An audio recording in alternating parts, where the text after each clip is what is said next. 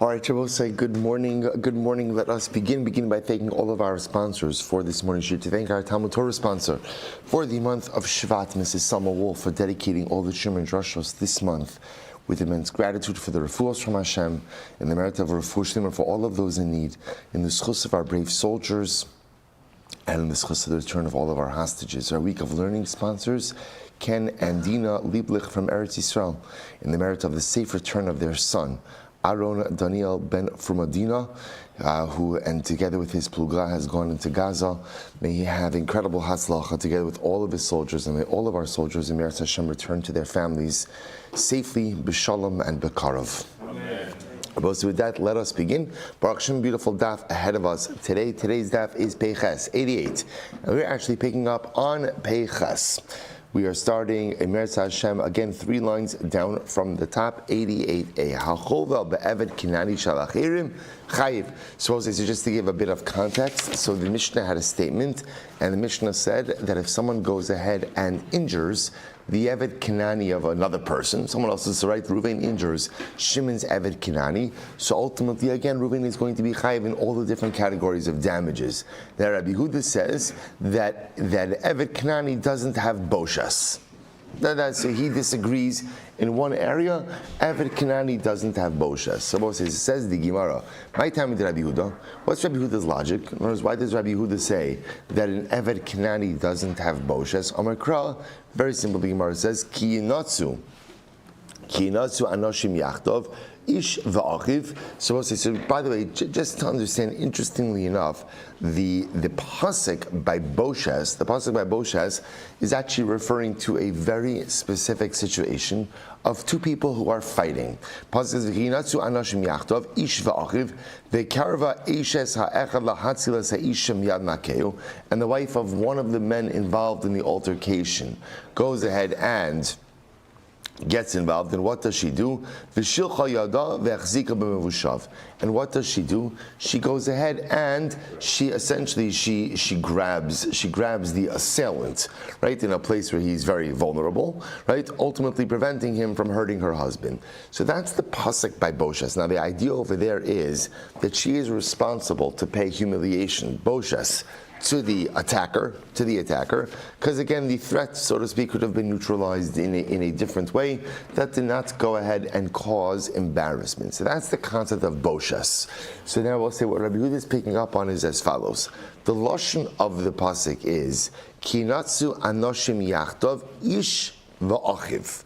When 2 people will get into an altercation, a man, va'achiv, and his brother. So Rabbi Yehuda says like this, b'mishi yesh lo achva. This refers to someone with whom you have brotherhood. In other words, that the din of Boshes only applies to someone with whom you have brotherhood. Yatsa eved she'in lo achva. This comes to exclude an eved. Ultimately, again, there is no brotherhood with an eved. Now, what does that mean? There's no brotherhood with an eved. If you look at Rashi says Yatsa eved she'in lo achva im Yisrael she'in ba bekal. Remember again, an eved is not permitted to marry into the general assembly. Well, an eved is not allowed to marry a Jew.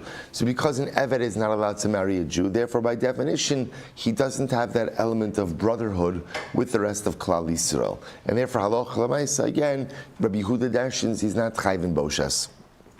Or I should say, what is not chayiv to pay him boshas? For Rabbanan say, achifu b'mitzos. The Rabbanan say, that's not true. Even an Eved Kinani is still, so to speak, included in the klal of brotherhood. How so? Because ultimately, again, Eved Kinani is chayv in mitzvahs. Now, bear in mind, an Eved Kinani is chayv in mitzvahs. Essentially, he's exempt from all time-bound commandments. But l'maisa, the Rabbanan will say there is an element of brotherhood. Ultimately, even with the Eved Kinani. So again, just so we narrow in over here, the Mishnah makes a statement: if you injure your friend's Eved, Reuven injures Shimon's Eved Kinani. So the Kamma said, the Rabbanan said, that Reuven is chayiv in all 5 categories of damages. Rabbi Yehuda says you're chayiv in 4 out of the 5. Rabbi Yehuda exempts Reuven from boshas. It turns out, why does Rabbi Yehuda exempt Reuven from boshas of Shimon's Eved? Pasuk, ki yinatzu anoshim yachtov Ish va'achiv. You're only chayiv in Boshes with someone who is your brother. An Eved Kinani is not your brother. The Rabbanan will say, He kind of is. He kind of is. Why? Because ultimately, again, he's chayiv in mitzvos, or at least he's chayiv in some mitzvos. V'Rabbanan, achil mitzvos el mi'ata. The Rabbi Yehuda zomame eved lo yargen, lo yarugo. So I'll say, so if that's the case, then maybe edim zomamin of an eved kinani, which means you're supposed to imagine the following scenario, right? Two witnesses show up and they claim that eved kinani killed Levi. Killed Levi. Okay, two other witnesses then come along and say you could not have possibly have seen that. Imanu hayisem, you were with us. I don't know, whatever, at the game, right? You were with us at the game, right? Sorry, I know, too soon, right? You were with us at the game. Shabbos says, so now remember again, the halacha by Edim Zoman generally is vasisem lo kasher zomer, reciprocal punishment. So now watch this. So now the Gemara is going to say, oh Rabbi Huda, you hold that an Eved is not included in the klal of Achiv. Right, and Eved's not your brother. If it's Eved's, and now the pasuk by Edim Zomamin says Vasisem lo kasha zomem lasos lo achiv. So you're going to tell me now that Edim Zomamin wouldn't be responsible ultimately again for false testimony given about an Eved Ivri? So the Gemara says Dichsiv Vasisem lo kasha zomem lasos lo achiv. Amrav Nabosai. Now we happen to know that in that case Edim Zomamin would be chayiv, right? We would put them to death. There would be reciprocal punishment for what they plan to do to the Eved. Amrav Sheshes Amar Kra Ubi Arta Hara Mikirbecha Mikamakom. So we'll say it's different because by Edim Zomamin, the Torah uses the lashon of you shall expunge, right? You shall literally again remove the evil from your midst. The idea being, I will say that Edim Zomamin represents such a fundamental like trespass, right? Such a the idea of giving false testimony about someone is so profoundly wrong. So the Gemara, that halacha l'maisa, whether the person you're testifying about is echav or not echav, it almost doesn't matter. Okay, so we'll say. So now, what's really very interesting about this is it's a core yisodistic machlokas as to whether or not Eved Kinani is included in the grouping or included in the category of Achiv, of your brother. Rabbi Yehuda clearly says no. The Rabbanon say yes. Now the Gemara says, okay, and let me add to the Rabbanon Eved Yehei Kasher L'Malchus. Very interesting. So according to the Rabbanon who say that ultimately again Eved is included in Achiv, in your brother, so then an Eved Kinani should be kosher to go ahead and should be kosher to be the king. After all, again, what does the pasuk say? Som tasim alecha melech mikerev achecha. Right, go ahead, place a king upon you from the midst of your brethren. So again, according to the Rabbanon, Eved Kinani is Achiv. So we're going to say that Eved Kinani is said to be king. Amri ulatamech tikshilecha ger l'divrei akol. So we'll say, so the truth is, it's not just a question of Rabbi Yehuda. The truth is, it's a question of everybody. We'll say a ger, a convert, should be eligible to be king because the Ma'aseh was, remember again, everyone holds that what? That a ger is certainly Achiv. Right? Everyone agrees with that. That Allah might say, ger is certainly your brother. Ela Amar Kra, rather I will say, so why is it that a ger and an Eved Kinani are both disqualified from being king? Ela Amar Kra, mikerev achecha, mimuvcha shebeachecha. So we'll say, it doesn't just say me'achecha, from your brothers, rather what does it say? Mikerev. Now how do you translate the word mikerev achecha? Mikerev achecha almost means, from within your brethren. What does it mean from within? From again, mimuvcha shebeachecha. So we'll say the king has to have a pedigree. Right? The king has to have a pedigree. Right? The king ultimately, again, has to have a yichus, and that would, by definition, disqualify an Eved Kinani as well as a ger. All right, interesting. El Rabbanon, El Mi'at El Rabbanon. Yeah, Eved Kasher Le'edus. So it's according to the Rabbanan, ultimately again, so an Eved Kenani should be Kasher for Edus. Why? Dichsiv, Vihine Eid Sheker, Ha'ed Ana Ba'achiv. So what's when the Torah speaks about false testimony, right? So ultimately it talks about, again, a person who testifies about his brother. So remember, again, according to the Rabbanan say that an Eved Kenani is called your brother. So the Ma'is and Eved Kenani should be fit for Edus. Amar Ula, Edus lo matzis amris. Ula says Edus is going to be different. Why? Asya Edus bekal v'chomer meisha. Because we will say the truth is an Eved is going to be disqualified from Edus based on a kal v'chomer to Isha. What's the kal v'chomer?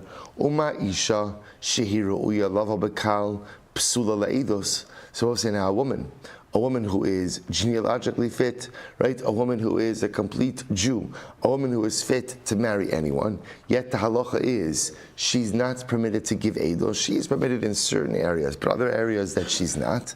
So the Gemara says, Eved, she'ena roi lava bakal, eino din shapasal eidos. So an Eved who is not fit to marry into the assembly, certainly he can't go ahead and give eidos. So we'll say, so that's the Kal V'chomer. The Gemara says, 1 second. Mali isha shekin eina ru'uya lemila, tomar be'eved shu roi lemila. But 1 second, the comparison might not be fair. Why?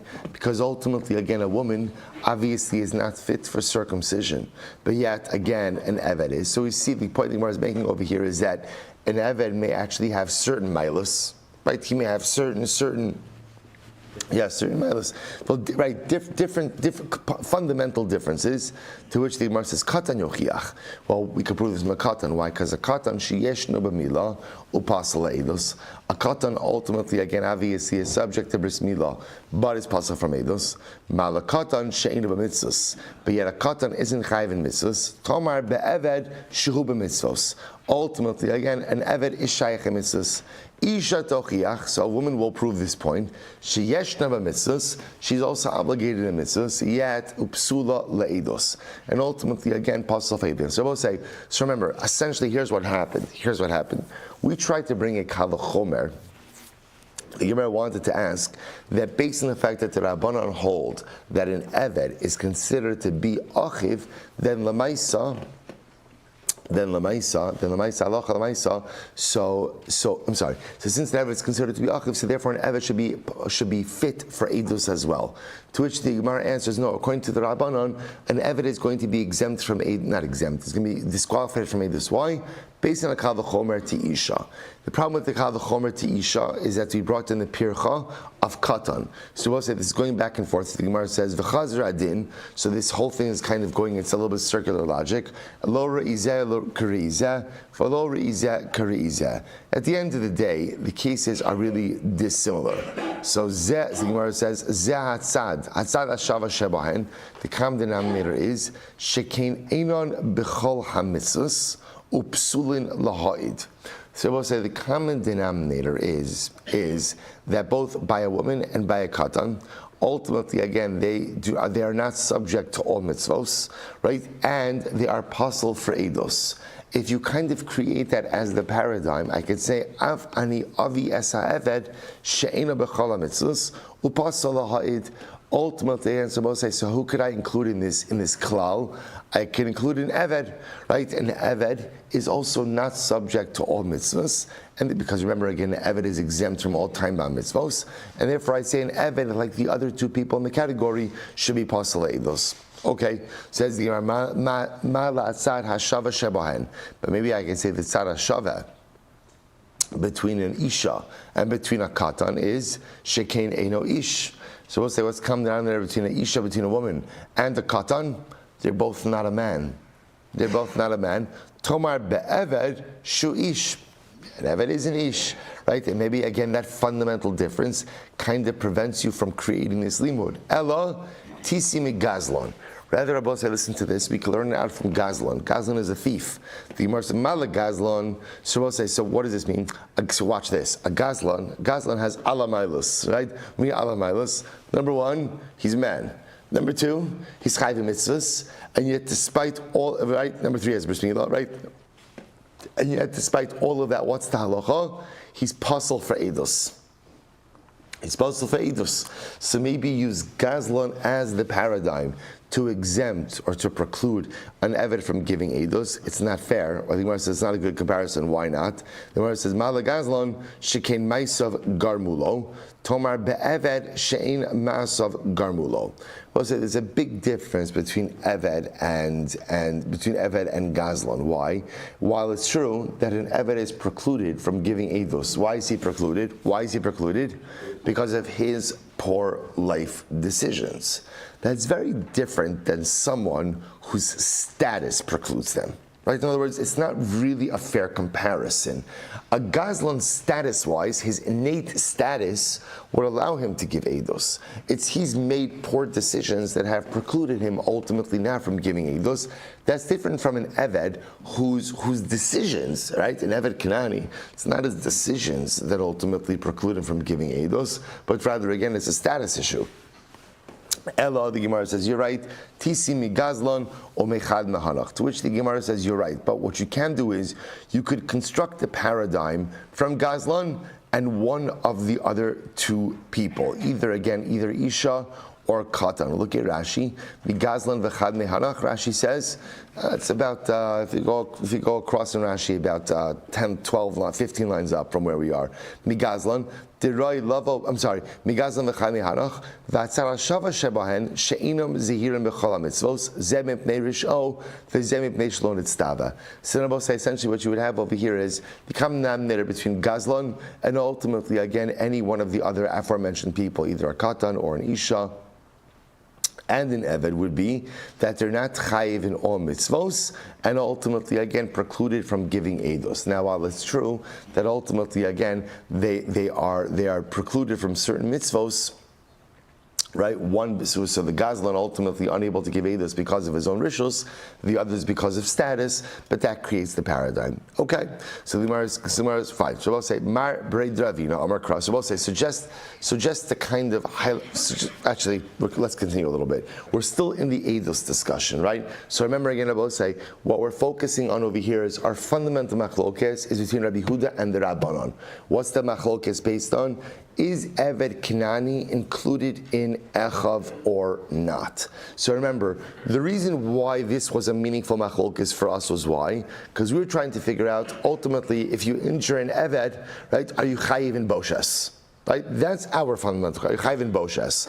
The Rabbanon say absolutely yes, because the Rabbanon hold that an Eved is included in Achiv, in Echav, right? That ultimately again is included, that the Eved is included in brotherhood, right? Why is the Eved included in brotherhood? Because ultimately an Eved is chayiv in mitzvahs as well, certain mitzvahs. Rabbi Yehuda says an Eved is not your brother, not included in Echav, and therefore halacha l'maisa, not chayiv in boshes. Now, once we started with this, we're on a whole bunch of other cases. Now, the case that we're up to is eidos. So now another idea. Mar Breid Ravina Amar. Mar Breid Ravina said as follows. Amar, the pasuk says, interesting. Lo yumsu avos abanim. So I'll say the pasuk says that literally again, fathers will not die on their sons. That's literally lashon over here. Fathers will not die on their sons, right? Furthermore, again, lo yumsu. So how do we dash in this? Lo yumsu avos habanim, lo yumsu api avos she'in lahen chayis banim. So we'll say. So just to point out over here, generally we assumed that the pshat of this pasuk of lo yumsu avos habanim literally means that what? Fathers cannot be put to death based on what? The testimony of their kids, of their sons. So from here, we'll say the concept that krovim, relatives, cannot testify about each other. The Gemara says, no. The pasuk is actually coming to teach us a much deeper lesson, which is that what? Lo yumsu al pi avos she'in lahen chayis banim. That a person cannot be put to death based on a witness, based on the testimony of a witness who has no relationship with his son. So we'll say, who is someone who has no halachic legal relationship with his son? An Eved, right? If an Eved Kinani has children with a Shifcha Kinanis, on a technical legal level, there's no halachic relationship between fathers and sons in that. It's a biological relationship, but there's no technical legal relationship. Take a look at Rashi for just a moment. Rashi says over here, Rashi says, Lo yumsu avos abanim, lo yumas shum adam al pi mi she'en lo beno miyuchas, v'nikra al shem aviv v'hainu eved. So ultimately, again, when an eved Kenani fathers children, just from a halachic perspective, there's no yichus, there's no genealogical connection between father and son. So this is incredible. So Marbrit Ravina says like this: when the pasuk says Lo yumsu avos al banim, it means one cannot be put to death based on the testimony of a father who does not have a halachic genealogical relationship with his son. Who is that referring to? An Eved Kenani. And what is that teaching me? That ultimately, again, an Eved Kenani is not fit for Eidos. Not fit for Eidos. Fascinating. So ultimately, again, because if you think that literally translated, if you think the pasuk is coming to teach me the literal lesson over here, that what when it says lo yumsu avos abanim be'edos banim, that it's literally talking about that a son is not believed to testify about his father in a capital case. If that's the case, lichtov rachmana lo yumsu avos al bneihem. Then Abba said the pasuk should have written more in the possessive. Fathers cannot be put to death by their children. And then that would tell me that a son can't testify about a father can't testify about a son. But Abba said, but it doesn't say b'neihem, it doesn't say their sons. Instead, what does it say? My banim. So instead it says, it's actually an interesting observation. Lo yumsu avos al banim. It doesn't say lo yumsu avos al b'neihem. Then I would have said, oh, that's teaching me that ultimately, again, a father cannot be put to death based on the testimony of his son. But it doesn't say that. So what does it mean? Banim, my banim, shma mina, de lo yumsu al pi avos she'in lahem chayis banim. So I can learn from here that what is it coming to teach me? That a person cannot be put to death based on the testimony of a father who does not have a legal genealogical relationship with his son. And who is that? Who is that? An Eved Kenani. Eved Kenani, Elameata, Ubanim lo yumsu al avos. So Rabbi says, okay, so what about the second part of the pasuk, right? The second part of the pasuk says, and sons, Ubanim, should not be put to death based on fathers. Hachenami de lo yumsu al pi banim she'in lehem chayis avos. So maybe that's going to teach me that a person can't be put to death based on who? Based on a son who doesn't have a genealogical relationship with his father. Well, who would that include? Elager, hachanami de pasal eidos. So what's he tell me now that a convert can't give testimony? Right? Because after all, again, a convert is an example of someone who doesn't have a legal genealogical relationship with his father. So is that what the second part of the pasuk means? So we'll say, by the way, we know that that's not true. A ger absolutely is fit to go ahead and give eidos. So what do you do with this? So the Gemara says, Ella ger hachanab d'vasol eidos amri hachi hashta ger nihi de'elo chayis lemala lemata yesh lo chayis. We'll say ger is different, because although you're right, although a ger does not have yichus, we'll call it going up, he does have yichus going down. What does that mean? That you're right, a ger on a technical level, ger she'neskayer kekatan sh'nol adami. When a ger converts, right, he's as if he's like a child who was reborn, right? And therefore, halacha l'maisa, he doesn't have a legal genealogical relationship to his father, but he does have genealogy to the generation below him, to his children. On the other hand, the Gemara says, Lafuki Eved, we'll say first of the intermediate wide lines, Lafuki Eved de'en lo chayis lo lamala v'lo lamata.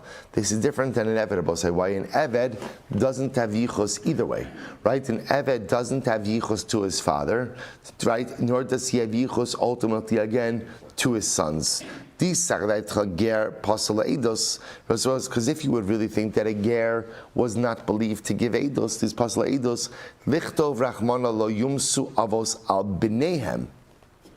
Right, so then it should say that ultimately, again, father should not be put to death based on this. Aminon lo yumsu be'edos banim v'nichtov rachmana ubanim lo yumsu al avos. The shamas mina trey. So we'll say then I will learn out two things in that pasuk. Chada, we'll say first the widest line. Chada lo yumsu banim be'edos avos. That number one, sons can't be put to death based on the testimony of father. Because I will say, remember, I do need that pashut idea that relatives are not believed to go and testify about each other. V'idach, the second lesson would be, Lo yumsu al pi banim she'en lem chayis avos.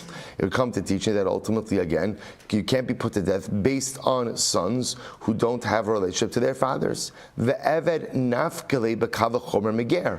And I would learn out eved, the disqualification of an eved from the disqualification of ger. Uma ger de lemalo hu de'en lo chayis. A ger, we'll say, doesn't have a connection to his father, aval lamata yesh lo chayis, but does have a relationship with his children, pasal eidos, yet he's still pasal for eidos. Eved she'ein lo chayis lo lamala v'lo lamata. An eved who doesn't have a relationship to his father, nor does he have a relationship to his children, eino din she pasal le'eidos. Ultimately, again, certainly he'll be pasal le'eidos.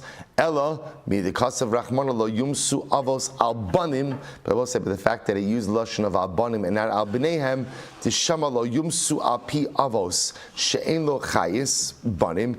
Teaches us, I will say, that what? That who is disqualified from eidos, ultimately, again, only a father who doesn't have connection to his children, which is an eved. Shma minha, eved she'ein lo chayis lo lamala v'lo lamata hu de pasal eidos. Teaches us that it's only an eved who has neither a relationship to his father, nor does he have a relationship ultimately again to his sons. That is the one who's pasal eidos. Aval ger, kevan diyish lo chayis lamata, kasher leidos. But ultimately, a ger, who does have a connection to his children, a legal genealogical connection to his children, ultimately again will be kasher leidos. Fine. So we'll say the Gemara says, maybe you'll say, lichtov rachmana ubanim lo yumsu alav osehem. So we'll say, maybe you should say the pasuk should say, sons ultimately again shall not be put to death based on their fathers. Make it the possessive. So the Gemara says, Lama li the kasav rachmana ubanim lo yumsu al avos. The mashma lo yumsu al pi banim shein chayis avos. So we'll say, so once again, it's kind of the parallel question. Why the problem with the way the pasuk is read is that it leads you to darshan the second phrase the same way you darshaned the first phrase, right? Lo yumsu avos al banim. So we'll say, how do we darshan that? That you can't be put to death based on what? On a father who doesn't have a legal genealogical relationship with his son. Who does that refer to? An eved. The problem is now I get to the second part of the pasuk that says ubanim lo yumsu al avos. So if I darshan that the same way, then what does that say? And ultimately, again, you also can't be put to death on a son, but by a son who doesn't have a relationship with his father. Who does that sound like it excludes?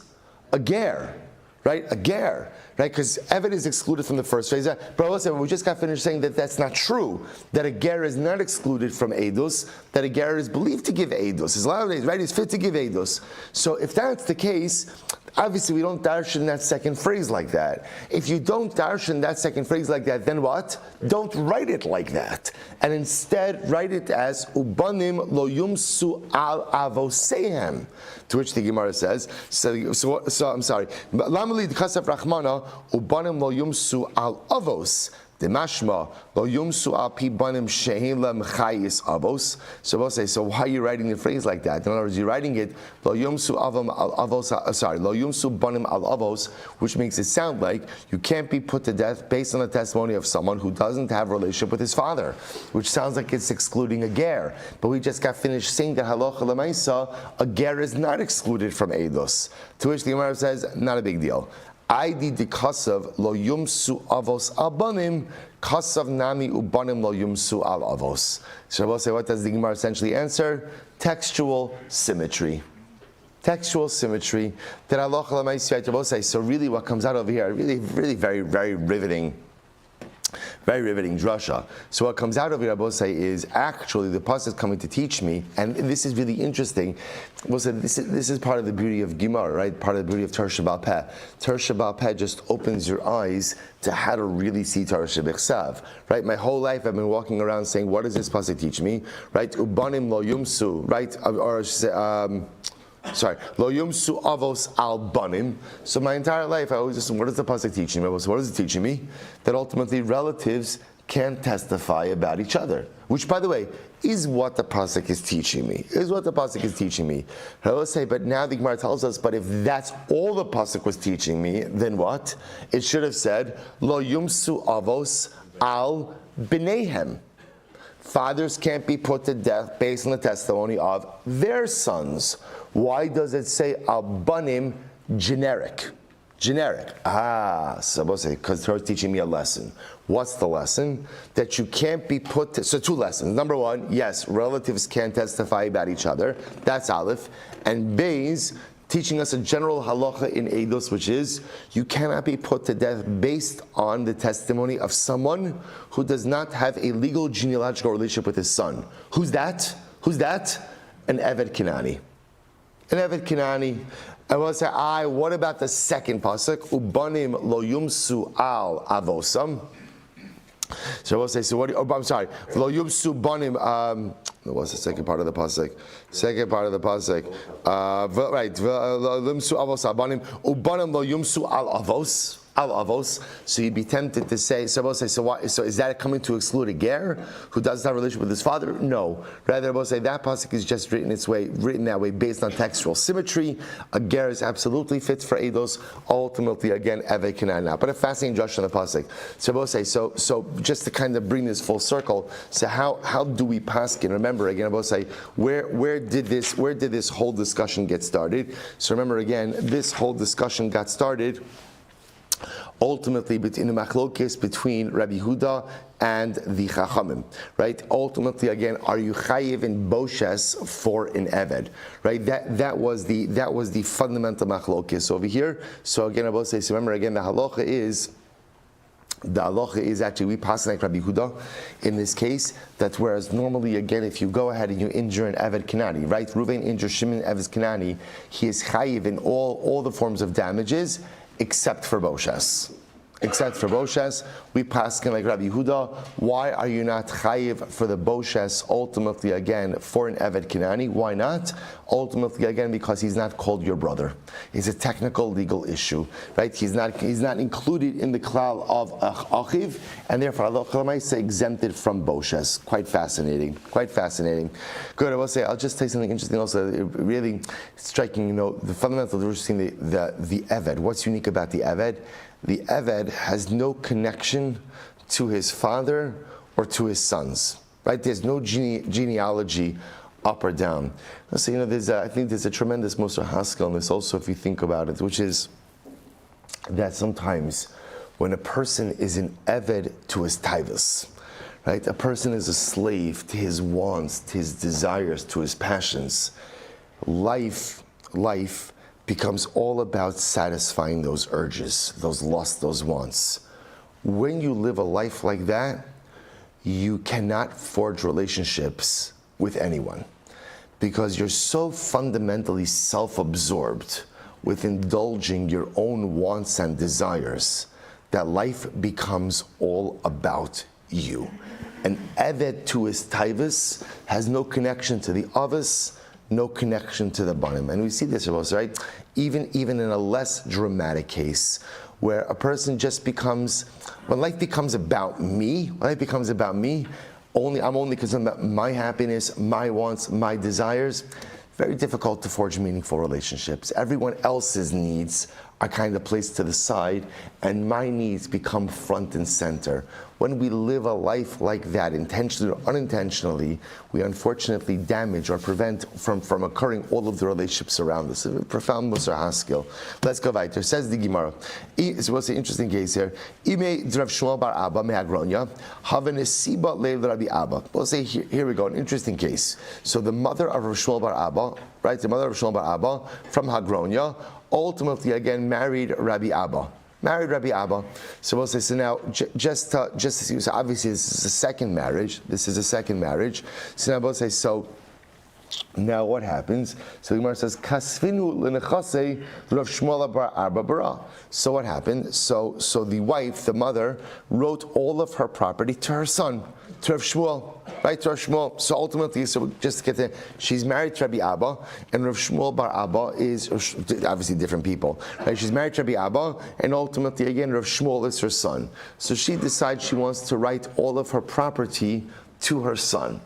To her son. Okay. So the Gemara says, what happened? Basra de Shchiva, now she passes away. She passes away. So Azar Shabbos says, now, so just to point out over here, remember, under normal circumstances, a husband has rights in his wife's property. So remember again, now what's ended up happening over here? So now she went ahead and she gave that property to her son during her husband's lifetime. Okay. So I will say, so now what happened? Now she died. Now she died. So Azur Shmuel bar Abba, Kamed Rabbi Yirmiyah bar Abba, Ukme ben Nechase. So Shmuel bar Abba. So I'll say it's interesting. Actually, it's actually really quite beautiful here. If you look at what happened to Rabbi say is, no one took any legal action during her lifetime, which is really interesting to note, right? So the mother gave the property to her kid. So the husband didn't do anything, and the son didn't do anything either. Right? Again, I don't know why they didn't do anything. Right? This whole thing only comes up after she dies, but it could also be like a very beautiful exercise in Shalom Bayis. Rabbi says that sometimes the way you need to keep a family together is how? Don't get into monetary disputes, right? Whatever it is, leave it for now. So now, after she dies, obviously we have to figure out kind of who owns the property. So Rav Shmuel bar Abba Kamed Rabbi Yirmiyah. So ultimately, again, Rav Shmuel bar Abba, the son, went before Rabbi Yirmiyah bar Abba, Ukmei ben Nechase, and Rabbi Abba Paskind, the son, Rav Shmuel, is the owner of the property. In other words, the mother's conveyance to her son was a proper conveyance. Azul Rabbi Abba. So Rabbi Abba the husband, right, or now the widower, right, so he heard about this ruling as well. Amr l'milsa kamed Rabbi Oshia. So he told over to Rabbi Oshia what had happened. Okay, so as Rabbi Oshia, Amri kamed Rav Yehuda, Rabbi Oshia went and conveyed the ruling over to Rabbi Yehuda that the property conveyance to the son was a recognized act. So I said to Rabbi Yehuda, Amr le, Hachi Amr Shmuel. So Rabbi Yehuda said, here's a problem. What did Shmuel say?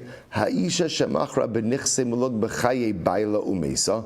If a woman sold off her nichsei mulug during her husband's lifetime, and then she died, she predeceases the husband.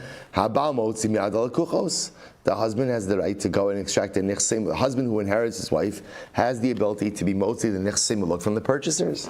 So I will say essentially what is Shmuel saying? Shmuel saying is like this. A wife doesn't really have the right to sell off nichsei mulug during the lifetime of her husband, because after all, again, as much as she retains title, usage belongs to the husband, and therefore, if she sold nichsei mulug during her husband's lifetime and then predeceases her husband, the husband has the right to go ahead and after her death extract the nichsei mulug from the purchasers. So we'll say, which sounds like what? In this case over here, where the mother of Rav Shmuel gave him essentially her property, which was nichsei mulug, during her lifetime, she now predeceased her husband. The husband, Rabbi Abba, should really have the right to extract the property. So machlokes, we'll say. Machlokes, so you have the son of Shmuel going before Rabbi Yirmiyah. Rabbi Yirmiyah said to the son, the property is yours. And now Shmuel saying that halacha l'maisa, the property really belongs to the widower, to Rabbi Abba. To which the Gemara says as follows. Good. Amru kamed Rabbi Yirmiyah. Shmuel says it's interesting, right? So the ruling of Shmuel made its way back to Rabbi Yirmiyah bar Abba. So what happened? Amar lahu ana masnisa yedana. Okay, Shmuel's an Amora. It's very nice. Shmuel, thank you for your opinion. But I happen to know a Mishnah that supports my ruling. What's the Mishnah that supports my ruling? This nan. But it's a very interesting case here. Hakosev nechasav libno la'acher moso. So let's listen to this interesting case. So let's say you have a father, Yaakov. Yaakov has a son, Ruvain. So what does Yaakov do? Yaakov goes ahead and essentially writes his property over to his son for after his death. Now, I'm saying, now remember again, you can't give a matana after death, right? It doesn't work. Once you're dead, you can't convey any property. So what's the nature of this gift? So actually take a quick look at Rashi. It's actually Rashi's second line from the top. The Achar Moso, Mehayom, ula'achar moso, shaguf kanoi leben mehayom, ela sha'av ochel haperos ad yom moso. Shabbos say, Rashi points out, here's actually how this gift is happening. So Reuven says to his son, Yaakov says to his son Reuven, this property is hereby yours, mehayom ula'achar mosi, from today and after my death. So we'll say, what is he effectively giving him? He's giving him a retroactive gift, right? But the retroactivity clause is only triggered when? Upon the death of the father. So we'll say, so now, how does a gift like this work? So essentially the way it works is as follows. Then halacha l'maisa, as long as the father is alive, so essentially at that moment that he made the gift, he's effectively conferring or conveying title to his son, right? So Yaakov is giving title to Reuven, but usage remains with the father, right? So the father has the right to Peros, right? Father Yaakov, it doesn't sound right? Father Yaakov, he ultimately, again, he has usage, he has Peros, but son Reuven is the titular owner, right? He technically has title, but the whole mechanism obviously is only triggered upon the death of Father Yaakov. Okay, so I'll say, so now, interestingly enough, you know where this is going. What's going to be the shaila? What rights does everyone kind of have in the property while Father Yaakov is alive? So watch this. So the Gemara says, Habein eino yochel limgar mipnei shur b'shosav. So we'll say, while Father Yaakov is alive, Reuven, son, doesn't have the ability to sell the property, right? Even though remember, who has title? Reuven, but again, since father has usage, and since really title isn't really fully cemented until father dies and the retroactivity clause is triggered, so therefore halacha l'maisa, the son doesn't really have the ability to go ahead and sell the property. So the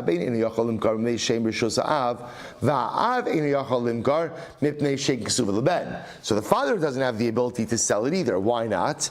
Because technically he wrote over his property to his son. So it's one of these interesting ideas. So I'll say, so again, as long as everyone is content that Father Yaakov is going to use the property, right, and son Reuven is going to have title, Shalom al Yisrael. But interestingly enough, neither of them have the legal right to sell the property. Okay, so let's say, now watch this. This is where it gets exciting. Machar ha'av. So let's say the father did sell it.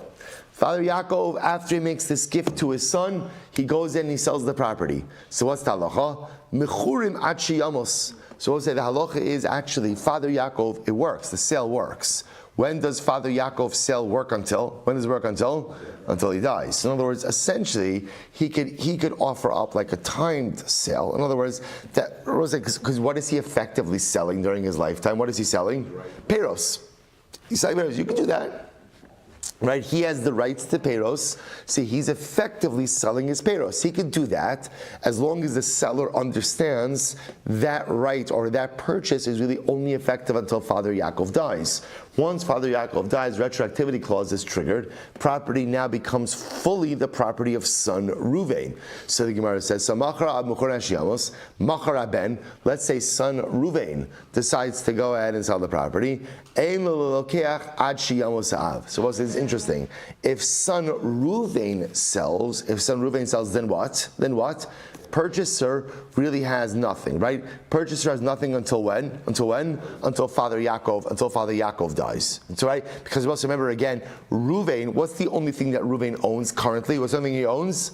Title, but he doesn't really have cemented title, right? Because cemented title only occurs when Father Yaakov dies, and then the retroactivity clause is triggered. So as I say, interesting. So again, both could technically sell, but Reuven's son's sale is not really going to become meaningful until the time that father dies, and ultimately, again, Father Yaakov's sale is meaningful for Peros, but only until the time of his death. Incredible. Now watch this. But what do we see from here? Kimayis av. But when Father Yaakov does die, miha isle lelokeach. So we'll say, what do you see from here? What you see from here is that when Father Yaakov, right? So remember again, if son Reuven sold the property, right? So we'll say, what happens now? So what happened, right, when son Yaakov sold the property? What happens when Father Yaakov dies? What happens? The sale is good. Right, the sale is good. So what do you see from here?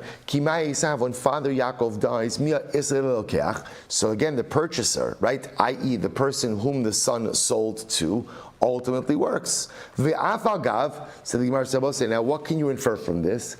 That you can infer from this as well. This is true, even if the son were to predecease the father. Interesting, right? Even if the son were to predecease the father, so we'll say, the Gemara wants to make an interesting observation over here. When Reuven's son sells the property, so obviously, again, as we said before, the sale doesn't, right, the purchaser can't really do anything until Father Yaakov dies.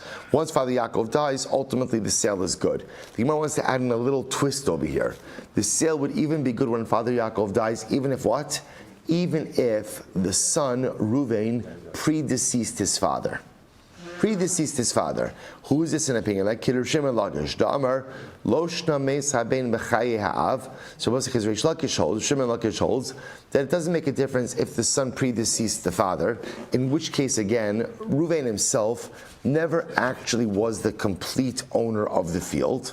Lo shna meis ha'av b'chaye haben, da'asel yadei, the ben kanalo, the ben, or whether or not the father predeceased the son, at which point you did have a situation where the son was the complete owner, kanalo keach. Ultimately, again, the purchaser still goes ahead and the purchaser still acquires. In other words, Rabbi say, this is actually an interesting idea about Reish Lakish. So Reish Lakish says in this case over here, so let's just go back and frame the case again. In this case over here, remember again what's happening. Father Yaakov says to his son, I'm hereby giving you over. My field is yours, mehayom ula'achar mosi, from today and after my death. Beautiful. What's the halacha? Father Yaakov retains complete usage, right? And son Reuven essentially becomes the owner as of now. Again, there's retroactivity because it's the owner as of now. So again, I will say, so what's the halacha now? Let's just focus on the son. Reuven goes ahead. Reuven, the son, sells the field. What is the halachic impact or the legal impact of the sale? Does the sale work? It does, but it's delayed. In other words, the transaction works, but the transaction can't go into effect. Now, when does the transaction go into effect? When Father Yaakov dies, ultimately, again, the field is sold. Beautiful. Now, I will say, the extra piece that the Gemara is adding in over here is, when is that so? Reish Lakish is saying, that's true whether or not Reuven, right? Whether or not Yaakov died before Reuven, the father predeceased the son, or the son predeceased the father. Interesting. Doesn't make a difference. The novelty in that is you might have thought it only works if the father predeceases the son, because this way, again, the son now became the complete owner, then the transaction works. But maybe if the son predeceased the father, where the son never really had complete ownership over it, maybe it doesn't transfer to the purchaser. Kamash Malan, it does. Kamash Malan, that even if the son predeceases the father, ultimately, again, still the purchase, right? The lokeach, the purchaser who bought it from the son, will still be the true owner of the property after the father dies. Incredible. The itmar, because so watch this case. Machar haben, and we'll loop this back to our previous case in tomorrow's daf. The itmar, machar haben b'chaye ha'av, if the son sells property while the father was alive, umeis haben b'chaye ha'av, and then the son predeceased the father. So we'll say, this is our case.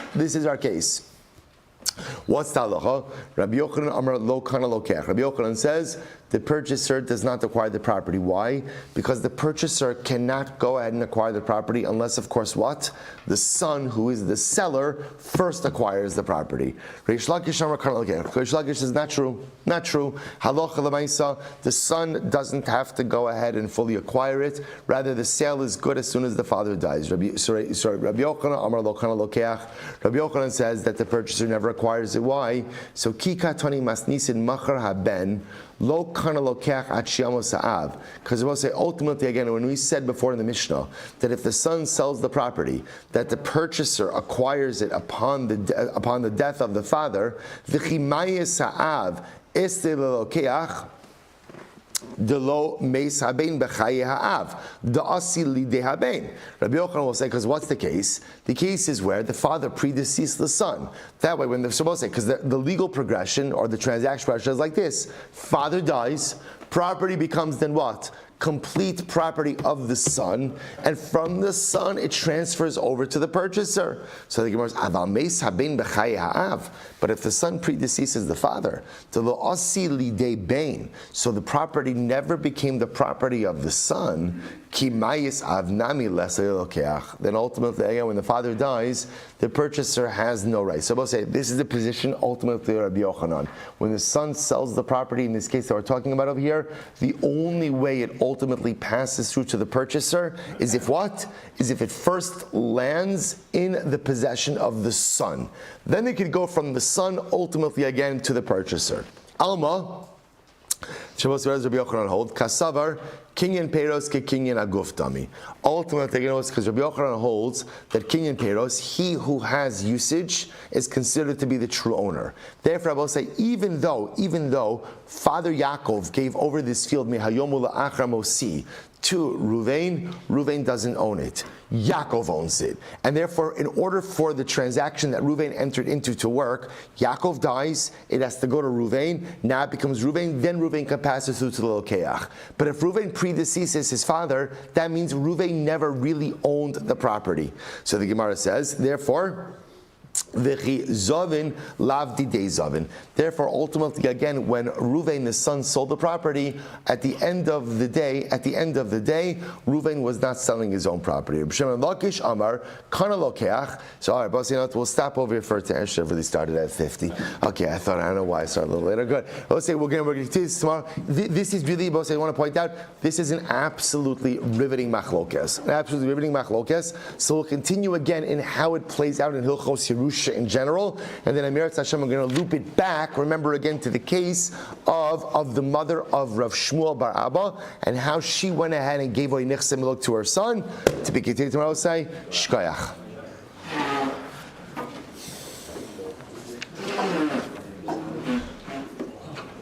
All right, Chavran Zoom, have a great day, everyone. I think the Rav needs to have Ellie Cohen follow him around everywhere with the guitar. People come for shilas and just in the background. We're all sitting around. Great Purim spiels. It would be a good Purim spiel, by the way. Right. Shabbos Trasha. You get everything. Just everyday things. I'm sorry? Everyday things. The Rebbetzin asking Rav if he could wash the dishes, and Ellie's behind the Rav. It happened to be.